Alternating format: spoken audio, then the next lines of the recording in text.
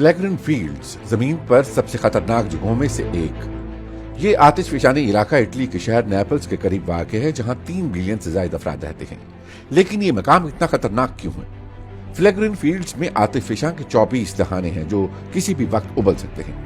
खतरनाक बात यह है कि इनमें से ज्यादातर बहरा रोम के पानियों के नीचे हैं।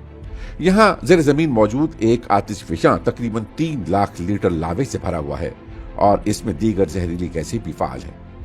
ज़ेर जमीन धमाका खेज मुराकब की वजह से यहाँ जलजले आना मामूल की बात है।